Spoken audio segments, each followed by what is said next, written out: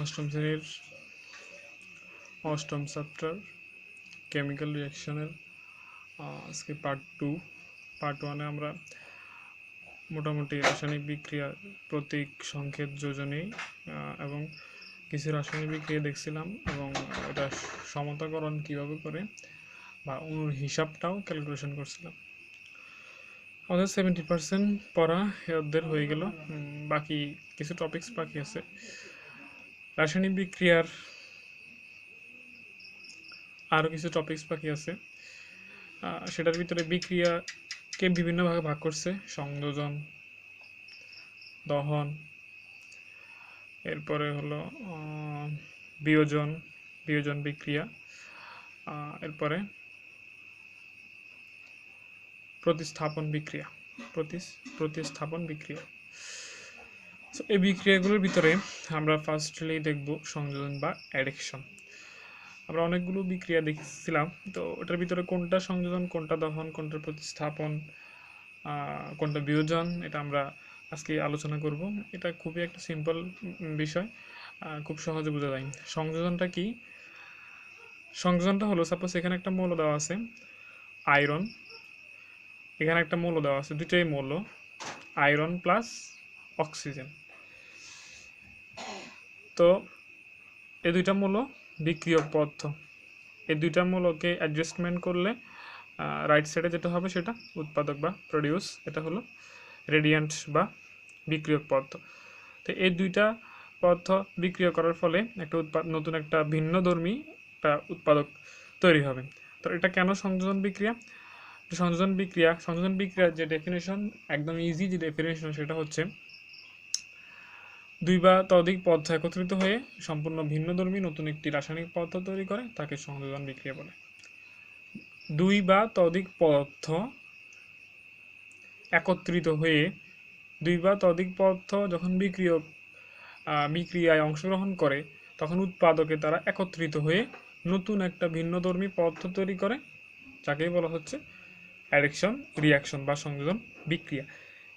এখানে দেখা যাচ্ছে যে এটা একটা পদার্থ, এটা একটা পদার্থ, এই পদার্থের ধর্ম, এটা আয়রন বা ফেরাস, Fe2 হলো ফেরাস, Fe3 হলো ফেরিক। এটা মৌল হলো আয়রন, এটা হলো সালফার। আয়রন আর সালফার দুইটা ভিন্নধর্মী পদার্থ, যা এটা এই ধর্ম আর এই ধর্মের সাথে কোনো সম্পর্ক নেই। সুতরাং দুইটা ভিন্নধর্মী পদার্থ একত্রিত হয়ে যখন নতুন আর একটা ভিন্নধর্মী যৌগের উৎপন্ন করে, তখন সেটা সংযোজন বিক্রিয়া। তাহলে এখানে যে যৌগটা উৎপন্ন করলো সেটা হলো ferrous sulphate.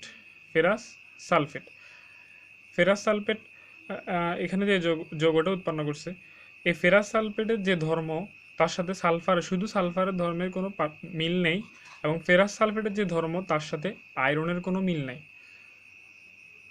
So it's be clear যে দুই বা ততোধিক পদার্থ একত্রিত হয়ে সম্পূর্ণ একটা ভিন্ন নতুন পদার্থের তৈরি করে, সেটা হলো সংযোজন বিক্রিয়া। আশা করি খুব সহজে বোঝা যায় সংযোজন বিক্রিয়াটা কি। এখানে আরেকটা এক্সাম্পল দিল, জিঙ্ক প্লাস সালফার।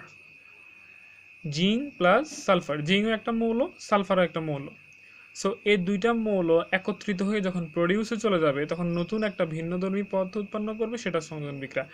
আসলে এই সংযোজন, দহন, প্রতিস্থাপন এগুলা মুখস্থ বিদ্যা না যে এটা ডেফিনেশন মুখস্থ করতে হবে, এটা মুখস্থর কিছু নেই। এটা যদি বুঝে পড়ে তাহলে এটা মুখস্থর কিছু নেই, বুঝে পড়লে সারা জীবনে মনে থাকবে এটা, এবং বিক্রিয়া দেখলে বোঝা যাবে যে এটা আসলে কি অ্যাকচুয়াল সংযোজন নাকি প্রতিস্থাপন নাকি দহন।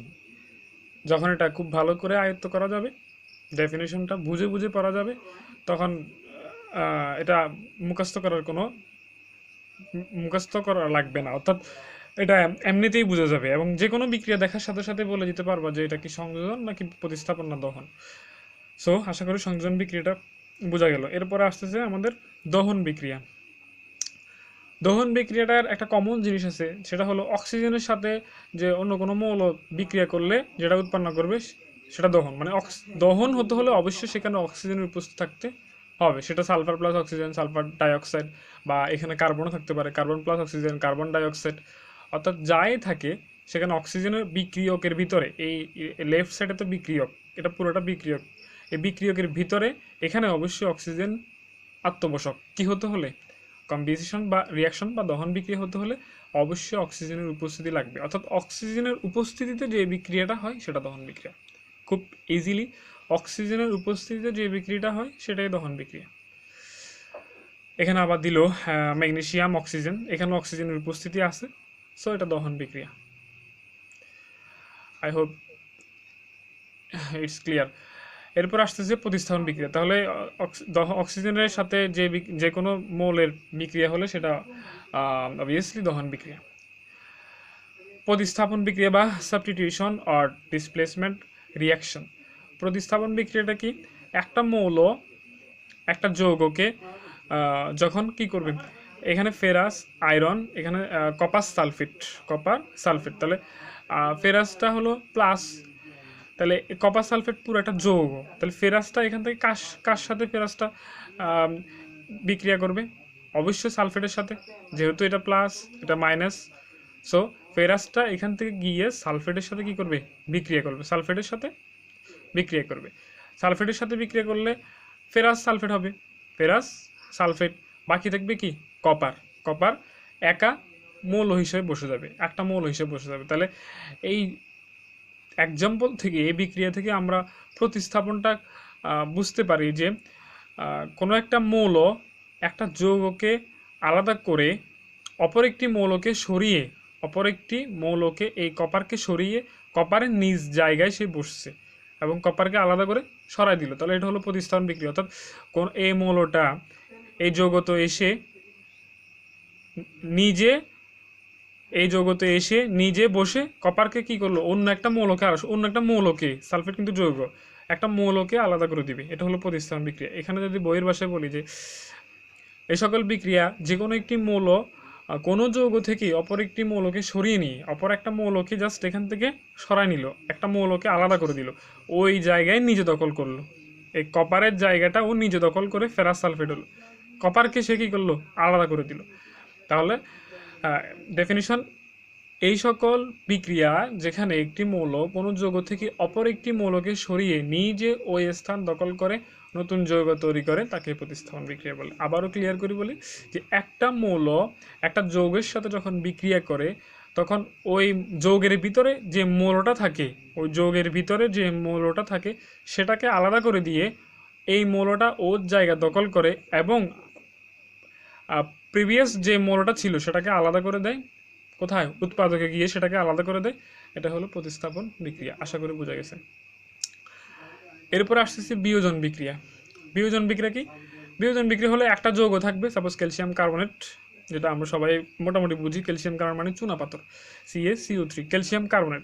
তাহলে ক্যালসিয়াম কার্বনেটকে যদি আমি হিট দিই, আউট অফ হিট যদি আমি ক্যালসিয়াম কার্বনকে হিট দিই, তাহলে ক্যালসিয়াম কার্বনেট হিট দিলে দুইটা জিনিস পাওয়া যাবে, একটা হলো ক্যালসিয়াম অক্সাইড, একটা হলো carbon dioxide. Calcium oxide, carbon dioxide, calcium oxide মানে চুন আর কার্বন ডাইঅক্সাইড গ্যাস পাওয়া যাবে। তাহলে এটাকে একটা যৌগকে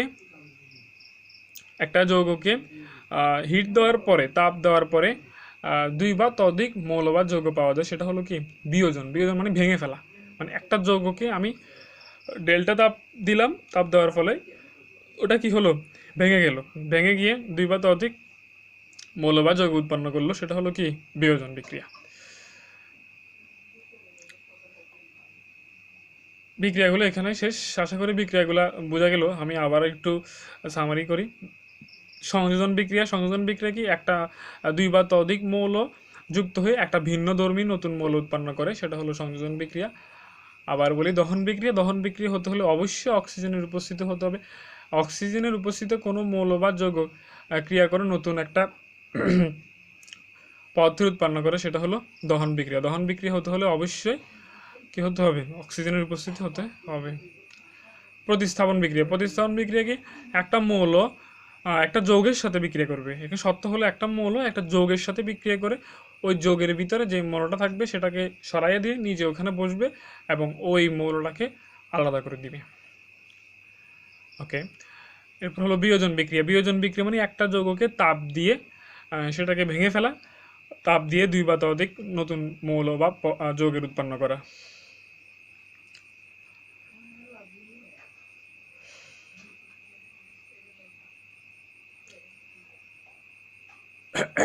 আমরা এখন আসি রাসায়নিক বিক্রিয়ার তাপ শক্তি রূপান্তর।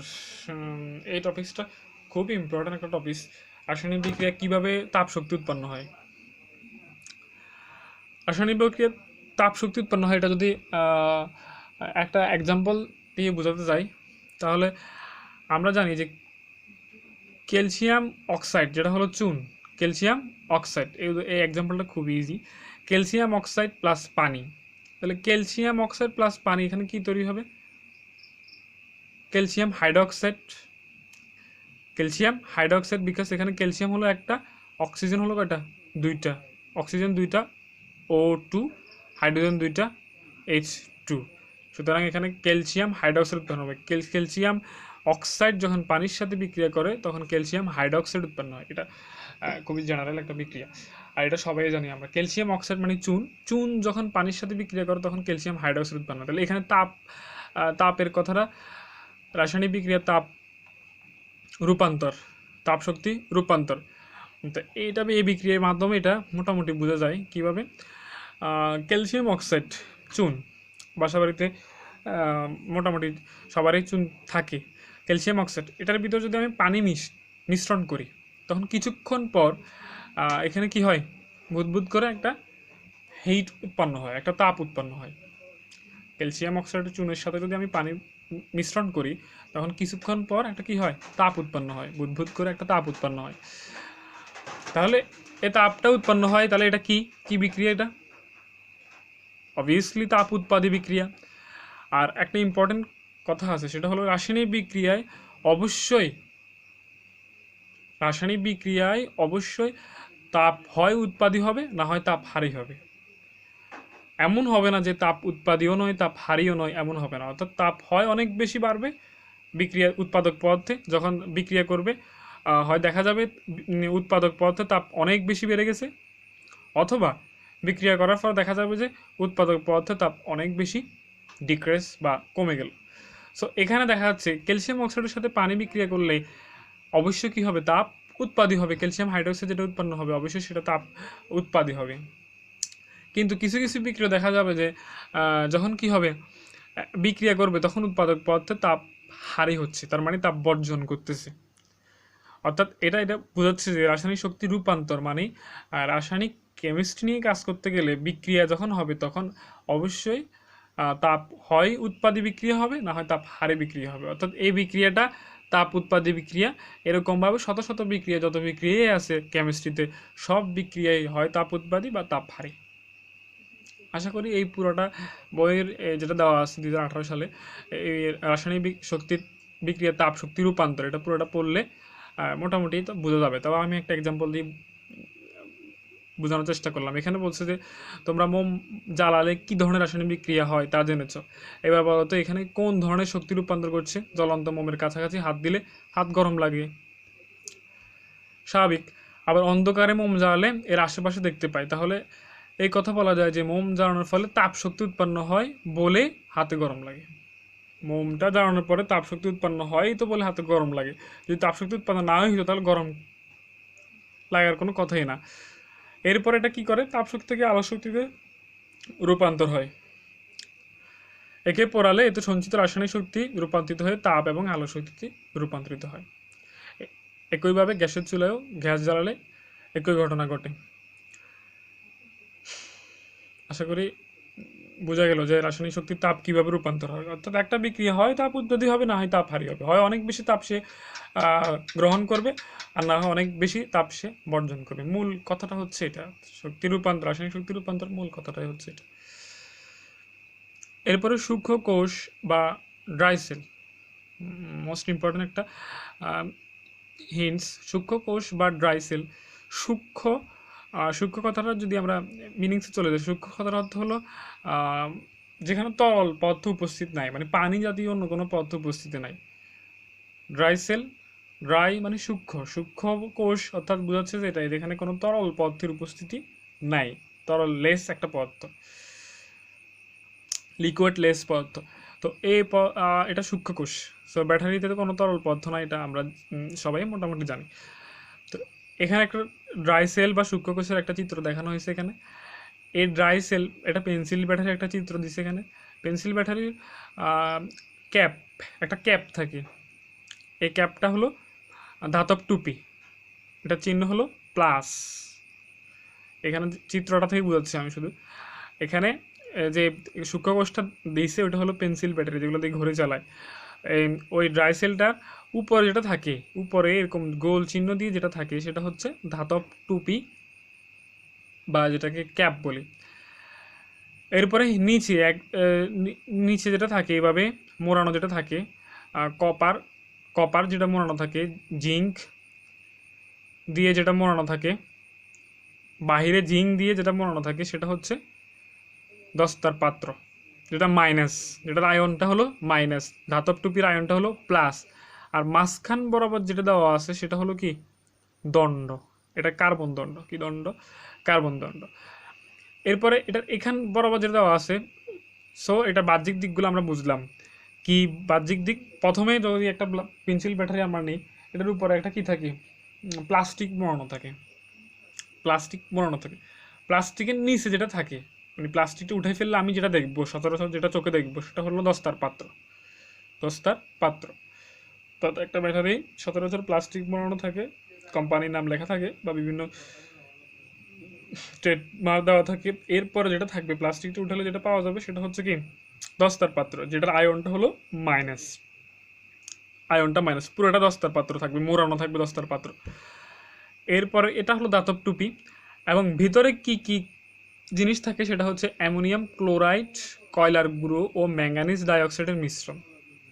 তাহলে ভেতরে থাকে অ্যামোনিয়াম ক্লোরাইড, গুঁড়ো করে দেওয়া হয়, অ্যামোনিয়াম ক্লোরাইডকে গুঁড়ো করে দেওয়া হয়, কয়লার গুঁড়ো করে দেওয়া হয়, ম্যাঙ্গানিজ ডাইঅক্সাইড গুঁড়ো করে দেওয়া হয়।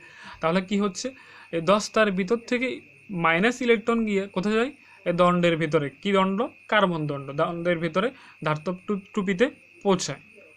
এখান থেকে গিয়ে দস্তাটা কিন্তু মাইনাস, এই পাশে কিন্তু ব্যাটারি সবসময় মাইনাস থাকে, এই পাশে কি থাকে, প্লাস থাকে। তো প্লাসটা বুঝতে হবে ধাতব টুপির কার্বন দণ্ড, ধাতব টুপির কার্বন দণ্ড। এখানে একটা কার্বন দণ্ড থাকে মাঝখানে, এই কার্বন দণ্ডের ভেতরে এগুলো ঢুকানো থাকে। কি কি ঢুকানো থাকে?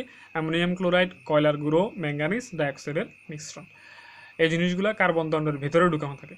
তখন এখানে কি হয়, এই প্রান্তে, এই ধাতব টুপির এই প্রান্তে এবং দস্তার পাত্রের এই প্রান্তে বিভব পার্থক্যের সৃষ্টি হয়, ভোল্টেজের সৃষ্টি হয়। ভোল্টেজের সৃষ্টি হলে তখন এখানে ইলেকট্রন কি করে, স্থানান্তর করে। ইলেকট্রন স্থানান্তর করেই এটা কি করে, ইনস্ট্রুমেন্ট যেগুলো দেওয়া হয় সেগুলো পরিচালনা করে।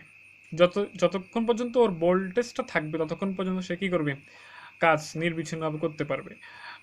সাধারণত এই পেন্সিল ব্যাটারিগুলোর ভোল্টেজ হয় মেবি 1.5 ভোল্ট।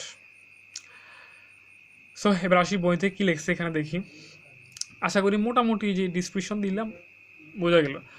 আমরা টর্চ লাইট, বিভিন্ন রকম রিমোট কন্ট্রোল, নানা রকম খেলনা ইত্যাদি ক্ষেত্রে যে ব্যাটারি ব্যবহার করি এগুলা ড্রাই সেল বা সূক্ষ্মকোষ বলি। তোমরা কি জানো সূক্ষ্মকোষ কীভাবে তৈরি করে? প্রথমে অ্যামোনিয়াম ক্লোরাইড, কয়লার গুঁড়ো, ম্যাঙ্গানিজ ডাইঅক্সাইড ভালোভাবে মিশিয়ে নিতে হবে। আমি বললাম যে কার্বন দণ্ডের এপাশে ওপাশে রাইট আর লেফট সাইডে যে খালি জায়গাগুলো থাকে সেখানে কি দেওয়া থাকে, অ্যামোনিয়াম ক্লোরাইড, কয়লার গুঁড়ো, ম্যাঙ্গানিজ ডাইঅক্সাইডের মিশ্রণ, এগুলাই দেওয়া থাকে, ভিন্ন কিছু দেওয়া থাকে না। এগুলো দেওয়া থাকে এবং এটাকে একটা সিলিন্ডার আকৃতির মতো দেখায় আর কি। তো সিলিন্ডার আকৃতির যে চৌঙ্গটা, তার মধ্য দিয়ে একটা কার্বন দণ্ড এমনভাবে বসানো হয় যাতে দণ্ডটি দস্তার চৌঙ্গকে স্পর্শ না করে। যে দস্তার চৌঙ্গ যেটা আছে সেটাকে কিন্তু স্পর্শ করবে না, সেটাকে স্পর্শ করলে কিন্তু বিভব পার্থক্যের সৃষ্টি হবে না। এটাও একটা মোস্ট ইম্পর্টেন্ট হিন্টস, যে দস্তার চৌঙ্গকে সেটা স্পর্শ করবে না, কোনটা, কার্বন দণ্ডটা। কারণ স্পর্শ করলে তো আর বিভব পার্থক্যের সৃষ্টি হবে না। বিভব পার্থক্যের সৃষ্টি না হলে ইলেকট্রন ট্রান্সফার হবে না। কার্বন দণ্ডের মাথায় একটি ধাতব টুপি পরানো থাকে। সূক্ষ্মকোষের উপরের অংশ কার্বন দণ্ডের চারপাশে পেছনে আস্তর দিয়ে ঢেকে দেওয়া হয়। দস্তার চৌঙ্গটি একটি শক্ত কাগজ দিয়ে ঘিরে দেওয়া হয়। আবার ওই কাগজটা দেওয়ার পেছনে অনেকগুলো কারণ আছে। দস্তার চৌঙ্গটা যাতে ক্ষতিগ্রস্ত না হয় ওই জন্য উপরে কি হয়, মানে বহিরাগত আবরণে যাতে সমস্যা না হয় ওই জন্য উপরে একটা শক্ত কাগজ দিয়ে আটকে দেওয়া হয়।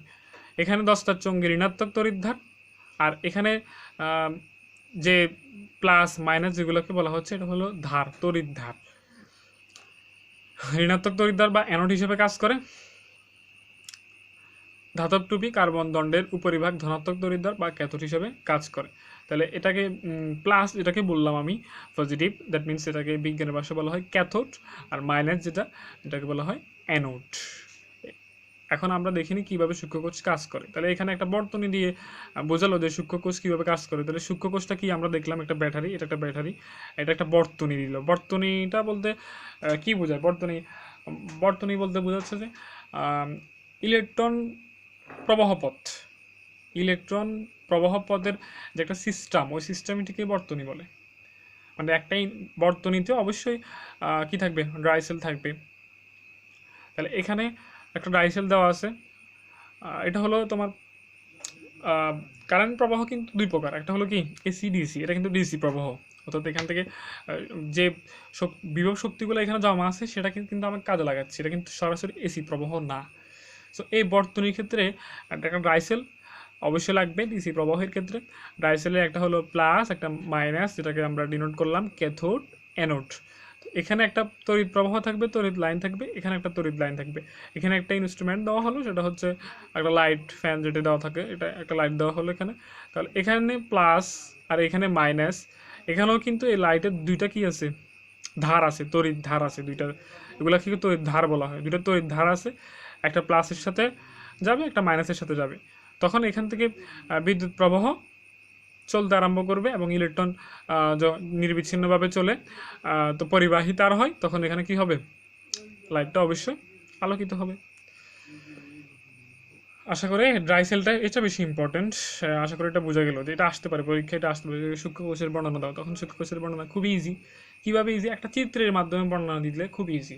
চিত্রটা আগে এঁকে ফেলতে হবে। যদি চিত্র আঁকতে নাও বলে তাহলে চিত্রটা মনে মনে কল্পনা করতে হবে। যদি প্রথম যেটা থাকে সেটা ধাতব টুপি থাকে, এরপরে নিচে যেটা থাকে সেটা দস্তার পাত্র থাকে, ধাতব টুপি আর দস্তার পাত্রের মাঝখানে যেটা থাকে সেটা কার্বন দণ্ড থাকে। কার্বন দণ্ড কখনো কী করে না, দস্তার পাত্রকে স্পর্শ করে না। কেন করো না? কারণ সেখানে বিভব পার্থক্যের সৃষ্টি হয়, যার কারণে কার্বন দণ্ডক কখনো দস্তার পাত্রকে স্পর্শ করে না। আর মাঝখানে কি থাকে, কি ঢুকানো হয়, ওই সিলিন্ডারের ভিতরে কি ঢুকানো হয়, অ্যামোনিয়াম ক্লোরাইড ঢুকানো হয়, কয়লার গুঁড়ো এবং ম্যাঙ্গানিজ ডাইঅক্সাইডের মিশ্রণগুলো ওখানে গুঁড়ো করে ঢুকানো হয়। এই কথাগুলো গুছিয়ে লিখে দিলেই ড্রাই সেল ক্লিয়ার। আশা করি বোঝা গেল।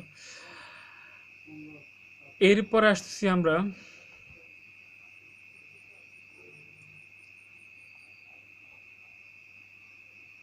এরপর হলো ইলেকট্রোলাইসিস বা তড়িৎ বিশ্লেষণ। এটাও আরেকটা মোস্ট ইম্পর্টেন্ট হিন্স। তড়িৎ বিশ্লেষণ সম্পর্কে বিশাল চ্যাপ্টার আছে। তড়িৎ বিশ্লেষণ এখানে যতটুকু পর্যন্ত ক্লাস 8-এর জন্য স্ট্যান্ডার্ড আমি মনে করি অতটুকু পর্যন্ত দিছে। এগুলা যে পার্টগুলো দেখাচ্ছে, তড়িৎ বিশ্লেষণ, রাসায়নিক শক্তি রূপান্তর, এগুলো কিন্তু উপরের ক্লাসে যাইলে হায়ার এডুকেশনে এক একটা অধ্যায়, একদম বেসিক স্ট্যান্ডার্ড একটা বেসিক, এটা নিয়ে যেতে হবে। অর্থাৎ এগুলো না পড়লে উপরের শ্রেণীতে পড়া যাবে না। এটা হলো বেসিক, পুরোটাই বেসিক। এখানে ডিটেলস কিছু বলে দেওয়া নাই, পুরোটাই বেসিক। এগুলো নিয়ে একটা পুরো অধ্যায় আছে। তড়িৎ বিশ্লেষণ বোঝানোর জন্য আমি চিত্রটা একটু বোঝাই আগে। চিত্রটা হচ্ছে তড়িৎ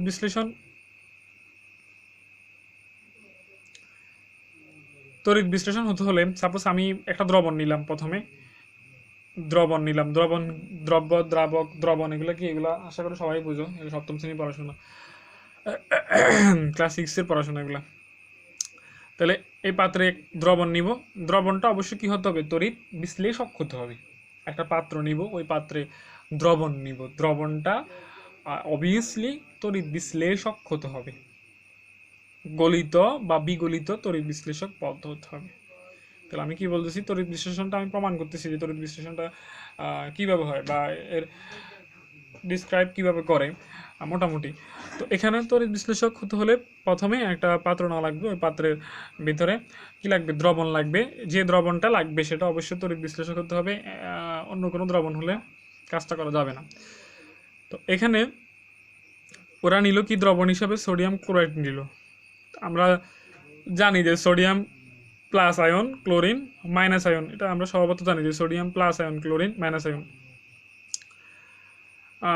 সোডিয়াম ক্লোরাইড নিল। তো সোডিয়াম ক্লোরাইড নেওয়ার পরে এখানে দুইটা দণ্ড দিল, কার্বন দণ্ড, এখানে একটা দণ্ড, এখানে একটা দণ্ড, এই দুইটা দণ্ডটা হলো কার্বন দণ্ড। এই কার্বন দণ্ডের সাথে একটা ড্রাই সেল যুক্ত করলো, ব্যাটারি, ড্রাই সেল, যেটাকে ব্যাটারি বলি আমরা। এতক্ষণ যেটা ডিসক্রিপশন দিচ্ছিলাম ড্রাই সেলের, সূক্ষ্মকোষ। সো এই ড্রাই সেলের সাথে ড্রাই সেলের দুইটা প্রান্ত থাকে, পজিটিভের সাথে অ্যানোড যুক্ত করলো, নেগেটিভের সাথে ক্যাথোড যুক্ত করলো। এখানেও কিন্তু লক্ষণীয় কিছু বিষয় আছে যে পজিটিভের সাথে অ্যানোড, কিছু কিছু জায়গায় অ্যানোড অ্যানায়ন পজিটিভ হয়, আবার ক্যাটায়ন কি হয় কিছু কিছু জায়গায় পজিটিভ হয়। ক্যাথোড কিন্তু এখানে পজিটিভ, অ্যানোড কিন্তু এখানে কি নেগেটিভ। যখন এটা ক্যাটায়ন হবে তখন কিন্তু এটাকে আকর্ষণ করবে, এটা অ্যানায়ন হলে এটাকে আকর্ষণ করবে। আচ্ছা, তাহলে কি বলতেছিলাম, দুইটা কার্বন অণু নিলাম। প্রথমে পাত্র নিতে হবে, পাত্রের ভিতরে কি নিতে হবে, পাত্রের ভিতরে দ্রবণ নিতে হবে, যে দ্রবণের ভিতরে অন্যতম হলো sodium chloride sodium chloride NaCl। Sodium chloride মানে খাবার লবণ আর কি, আমরা খাওয়ার সময় যে লবণটা খাই সেটা হলো NaCl বা সোডিয়াম ক্লোরাইড। সো Na হলো প্লাস, Cl হলো মাইনাস। তাহলে Clটা কার সাথে কাজ করবে, ব্যাটারির, দেখো ব্যাটারির এই পাশটা হলো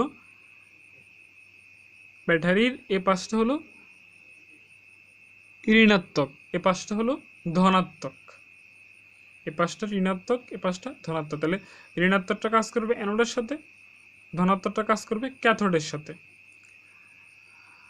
তাহলে ঋণাত্মকটা অ্যানোডের সাথে কাজ করবে, ধনাত্মকটা ক্যাথোডের সাথে কাজ করবে। এই কাজ করার ফলেই কি হবে, এখানে তড়িৎ উৎপন্ন হবে। অর্থাৎ এখানে যে পরীক্ষার মাধ্যমে এটা বোঝা যাচ্ছে যে তড়িৎ বিশেষ সম্পর্কে কি জানবো আমি। একটা ব্যাটারিতে আমার তার দুইটা কার্বন দণ্ড, পানি, লবণ, একটি বিকার নিলাম। তাহলে কি করব, বিকারে 30 লিটার পরিমাণ পানি নিয়ে 30 গ্রাম সোডিয়াম ক্লোরাইড লবণ যোগ করে ভালোভাবে নেড়ে দাও। এবার কার্বন দণ্ড দুইটি চিত্র অনুযায়ী তামার তার দ্বারা ব্যাটারির সাথে সংযুক্ত করলে কার্বন দণ্ডের দিকে ভালো করে লক্ষ্য করলে একটি কার্বন দণ্ডের গায়ে গ্যাসের বুদবুদ দেখতে পাচ্ছ কি, অন্যটির কোনো পরিবর্তন লক্ষ্য করছো কি। আচ্ছা, এখানে একটা কথা আছে যে একটা খুব চেঞ্জিং হচ্ছে, একটা খুব বুদবুদ করবে যখন আমি ব্যাটারির সাথে দুইটা দণ্ড লাগাবো। একটা দণ্ডের এক পাশ যেটা দ্রবণ, এই দ্রবণের এক পাশ বুদবুদ করবে, এক পাশ বুদবুদ করবে না। এর কারণটা কি, এর কারণটা হচ্ছে কার্বন দণ্ডটি ব্যাটারির ধনাত্মক মেরুর সাথে সংযুক্ত, সেটির গ্যাসে বুদবুদ জমে যাচ্ছে।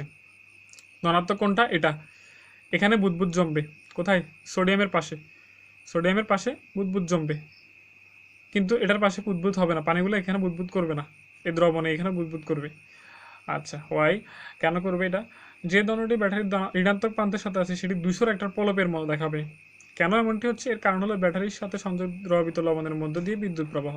তাহলে এখানে কিছু ইলেকট্রনের পার্থক্য হয়েছে, সেটা কি, সোডিয়াম প্লাস, প্লাস মানে এখানে কি বোঝাচ্ছে, সোডিয়াম প্লাস, হাইড্রোজেন প্লাস, এগুলো দিয়ে কী বোঝায়, ওগুলো দিয়ে বোঝাচ্ছে যে সোডিয়াম প্লাস মানে সোডিয়ামের একটা ইলেকট্রন সোডিয়াম 11, সোডিয়ামের একটা ইলেকট্রন গ্রহণ করা প্রয়োজন। অর্থাৎ ক্লোরিন অ্যানোডে গিয়ে রাসায়নিক বিক্রিয়া ক্লোরিন গ্যাস উৎপন্ন করবে, আবার অ্যানোডে গিয়ে গ্যাসের বুদবুদ আমরা দেখতে পাই। অন্যদিকে সোডিয়াম আয়ন বিদ্যুৎ প্রবাহের ফলে ক্যাথোডে গিয়ে রাসায়নিক বিক্রিয়ার মাধ্যমে ধাতব সোডিয়াম উৎপন্ন করবে, ফলে ক্যাথোডিক ধূসর প্রভাব হবে, উৎপন্ন সোডিয়াম পানির সাথে বিক্রিয়া করে সোডিয়াম হাইড্রোক্সাইড ও হাইড্রোজেন গ্যাস উৎপন্ন করবে। এখানে প্লাস আর মাইনাস যেটা বোঝাতে চাচ্ছি সেটা হচ্ছে সোডিয়াম প্লাস, তার মানে সোডিয়ামের একটা ইলেকট্রন কি প্রয়োজন, একটা ইলেকট্রনের সোডিয়ামের প্রয়োজন। এই ইলেকট্রন চিহ্ন দেওয়া হয়েছে এখানে ই দ্বারা প্রকাশ করছে। একটা ইলেকট্রন দিয়ে দিলে সে মুক্ত, সে ধাতব সোডিয়াম পরিণত হবে। আর ক্লোরিন মাইনাস মানে তার একটা ইলেকট্রন ছেড়ে দিতে হবে, অর্থাৎ সে একটা ইলেকট্রন ত্যাগ করে দিলে সে মুক্ত, সে ক্লোরিন পরমাণুতে পরিণত হবে। তখন ত্যাগ করে দিলে কি হবে, ক্লোরিন প্লাস ক্লোরিন, সে একটা গ্যাসে পরিণত হবে, ক্লোরিন গ্যাসে পরিণত হবে। সো এখান থেকে বোঝা যাচ্ছে যে সোডিয়াম চাচ্ছে যে একটা পরমাণু তার প্রয়োজন, একটা ইলেকট্রন সে নিবে, সোডিয়াম চাচ্ছে একটা ইলেকট্রন নিতে, সে ধাতব সোডিয়ামে পরিণত হতে, আর ক্লোরিন চাচ্ছে একটা ইলেকট্রন ত্যাগ করে সেই ক্লোরিন পরমাণুতে পরিণত হতে। সোডিয়াম যখন একটা ইলেকট্রন দিয়ে দিবে, সোডিয়াম যখন একটা ইলেকট্রন প্রয়োজন, সোডিয়ামের একটা ইলেকট্রন প্রয়োজন, ক্লোরিনের একটা ইলেকট্রন দিয়ে দিবে। সোডিয়ামের যখন একটা ইলেকট্রন প্রয়োজন, তখন সোডিয়াম এই চিত্রের ভিতরে কি করবে, সোডিয়ামটা এখানে সোডিয়াম, তাহলে সোডিয়াম একটা ইলেকট্রন নিবে, নিয়ে সোডিয়াম কোথায় জমা হবে, এই ক্যাথোডের প্রান্তে সোডিয়ামগুলা কি হবে, জমা হবে, এখানে জমা হবে সোডিয়াম এর কার্বন দণ্ডের সাথে। আর অ্যানোড কি করবে, ক্লোরিনের একটা ইলেকট্রন ছেড়ে দিবে, ক্লোরিন একটা ইলেকট্রন এ প্রান্তে ছেড়ে দিয়ে এই অ্যানোডটা এখানে জমা হবে, ক্লোরিনটা এ দণ্ডে জমা হবে। প্রথম যখন সোডিয়ামটা একটা ইলেকট্রন আহ, নিবে তখন এই দণ্ডে জমা হবে, এই দণ্ডে বুদবুদ করবে। আবার যখন ক্লোরিন একটা ইলেকট্রন ছেড়ে দিবে তখন ক্লোরিন এই দণ্ডে জমা হবে। সো সোডিয়াম তখন একটা ইলেকট্রন যখন ছেড়ে দিবে নিয়ে নিবে তখন সোডিয়াম হবে